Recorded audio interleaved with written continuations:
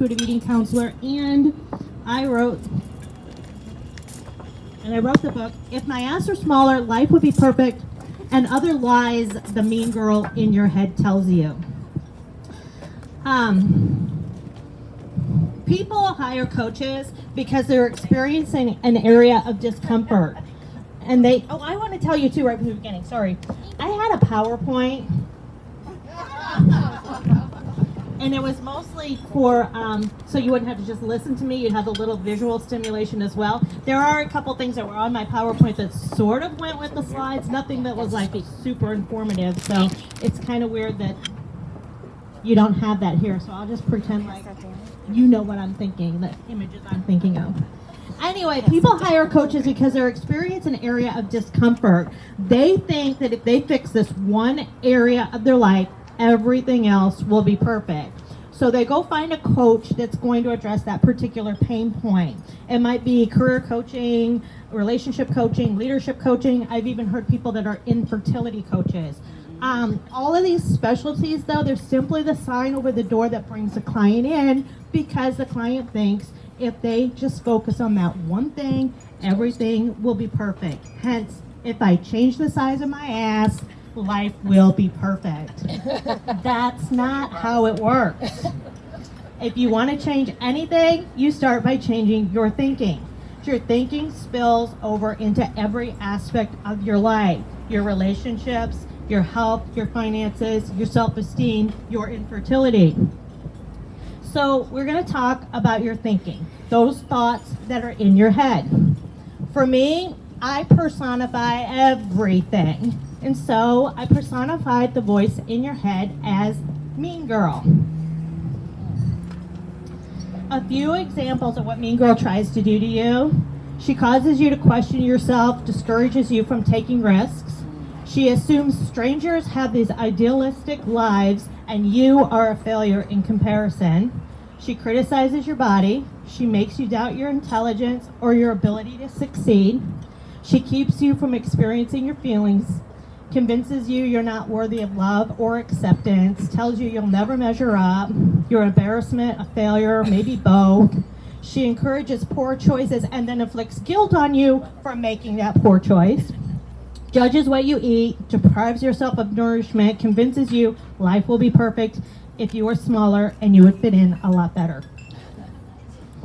So let's imagine for a minute you go out for lunch with a friend of yours and you tell her, I just saw a posting for the most amazing job ever, and I think I'm going to apply for it.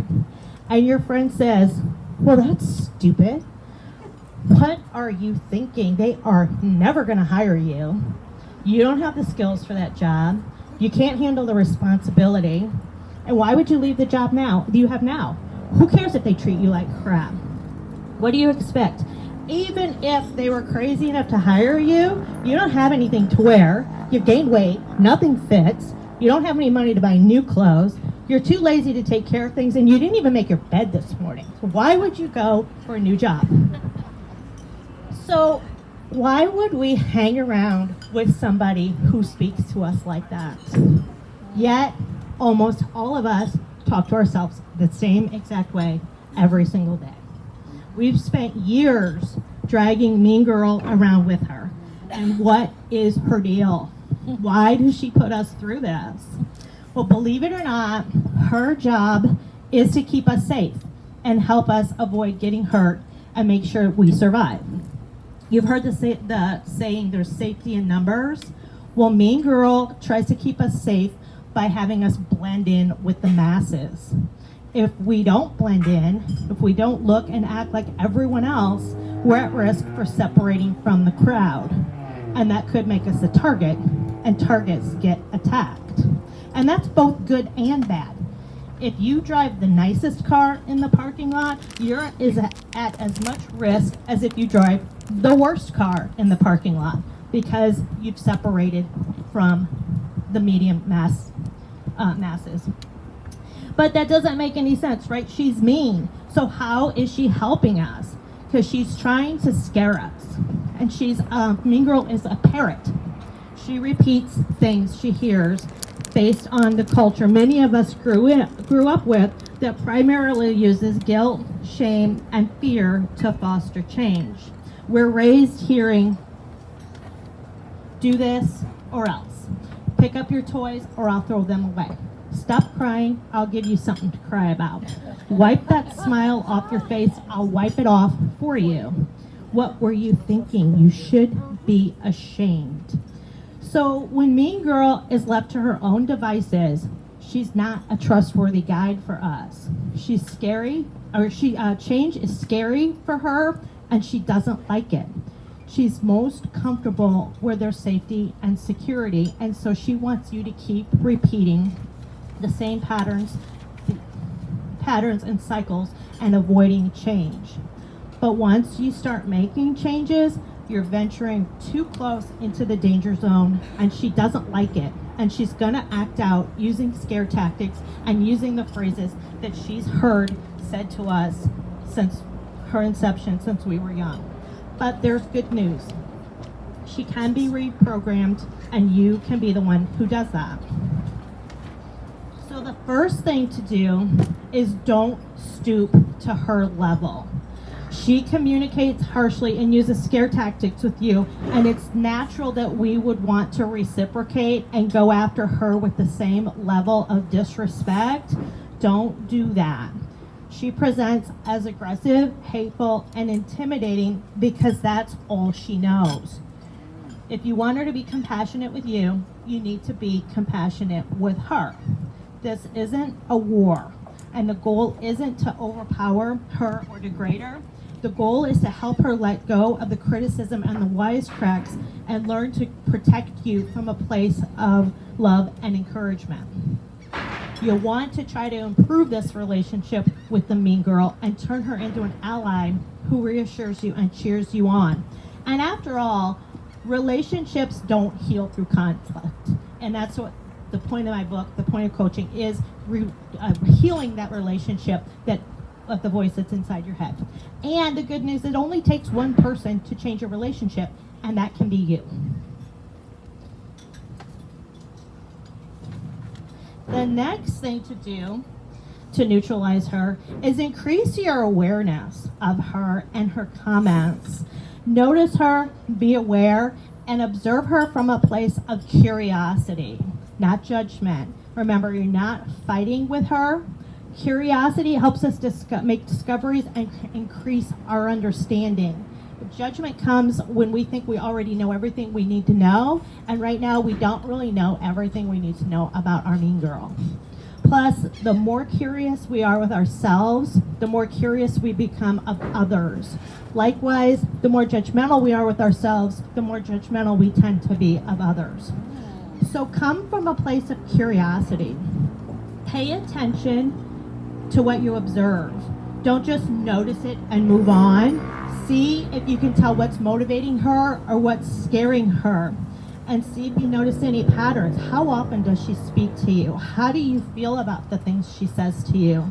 And think about how you would feel if somebody else spoke to you that way, or what you might expect if you spoke to somebody else the way she's speaking to you in your head. And then another step on neutralizing her, and this is one of the fun ones, is give her a name. You know, we usually refer to people in positions of authority with some level of formality. I used to work in a jail, and the inmates were not allowed to call the officers by their first name. It had to be officer so-and-so, whatever. Being on a first name basis with somebody suggests familiarity, mutual respect, and an equal distribution of power. You can take away some of the implied authority that Mean Girl has in her head and create more balance between the two of you by giving her a name. And it can be fun. Pick something that gives you a good vibe, a name you like, something that you respect and can care for. I was working with one of my clients one time, and she told me about, she named her Mean Girl after a bully that she had gone to school with who terrorized her all the way through high school. And I could tell as I was talking to her, you could just feel the rage in her. And I was like, well, why would you name her something that gives you a bad feeling? This isn't your enemy. This is somebody you're turning into your ally. So you give them a name that you like and you respect, that you're going to have conversations with and feel good about it. And then use her name, because you actually are the one with the power. It feels sometimes like that voice has the power over us. We're the ones with the power. Talk to her and use her name. And remember, she hangs on to everything she hears and echoes all of those things back to you. I'm sure that you say something to yourself sometimes and you think, oh my God, I hear my mother in my head, or I hear my, whatever. Change that dialogue, that there's other things she has the option of saying. You can expand her vocabulary and give her nice things to say about you.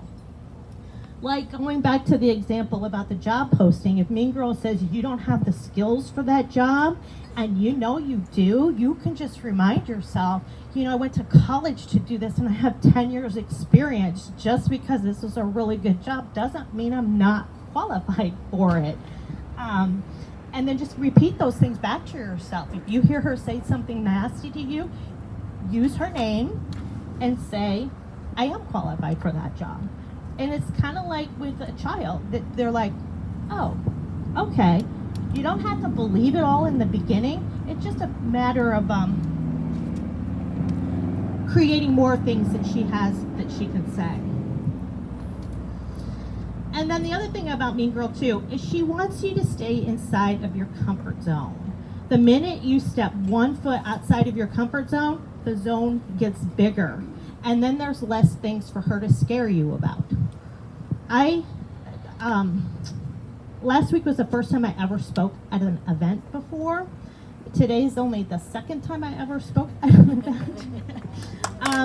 My zone is getting a little bit bigger, but still it's not so big that it's super comfortable. Standing up in front of people separates me from the crowd, so Mean Girl is like, this is scary, watch out, it could be bad. But then, how do I stand up here and give a talk about the Mean Girl in your head, and my Mean Girl in my head is taking over? So we had to work on that a little bit and have some conversations about how this was going to go down.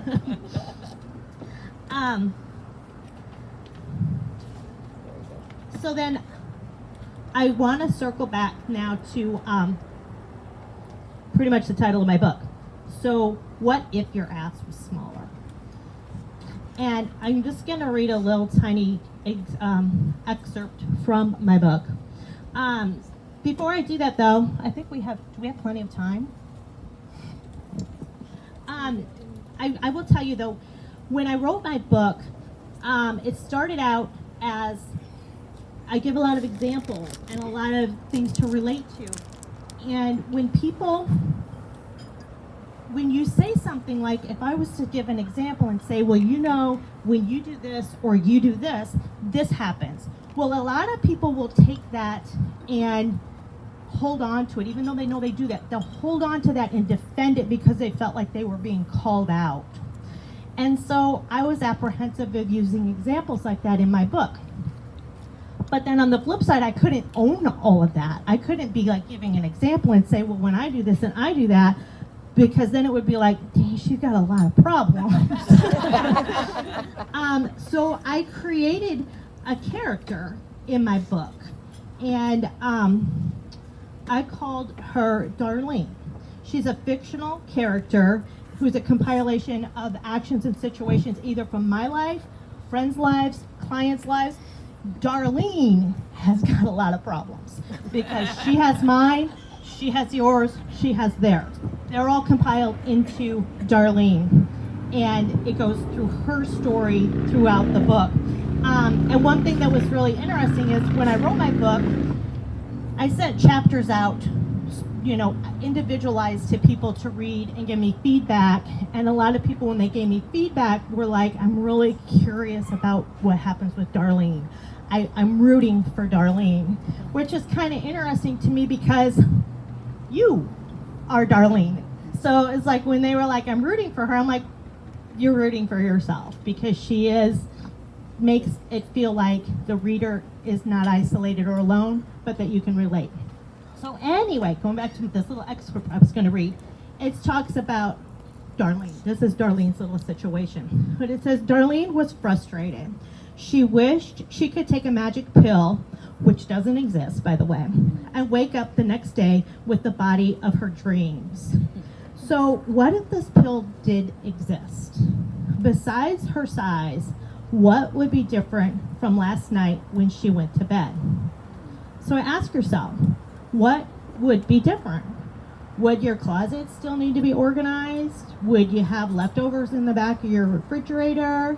The same bills, the same bank balance, the same job, the same income, the same in-laws, dirty basement, same kids that leave crap over the floor, the husband that leaves your gas tank on empty every day. But seriously, what would be different if you woke up tomorrow with the body of your dreams? Because none of that other stuff is changing. You're still going to have those same frustrations. Other than, seriously, like what you think other people think, what would be different? And what would you do differently if you woke up tomorrow with the body of your dreams? How would you act? How would you present yourself? What would you think? How would your place in the world be any different? And what would you do differently if you woke up tomorrow with the body of your dreams? And now I would ask you, what are the thoughts that are keeping you from doing all of those things right now in the body that you already have? So you can change your looks, you can change your job, you can change your husband, you can change your address, you can try to change people, but if you really want anything to change at all, you have to change the way you think. You can look and feel great in any size body you have because you are the one who decides if you look and feel great. Nobody else decides that. It's just you. You're the one who's in charge of what you think, what you feel, what you do, and the results that you get. Does anybody have any questions? How do we buy your book? I have some here. I have some here. No question. Where do we find that pill? It doesn't exist. That pill does not exist. It does not exist. And like I said, even if it did, what would really be different?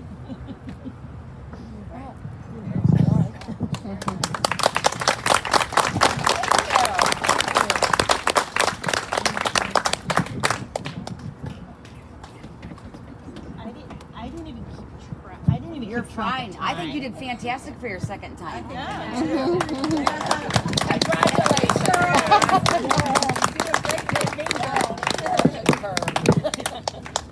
Thank you.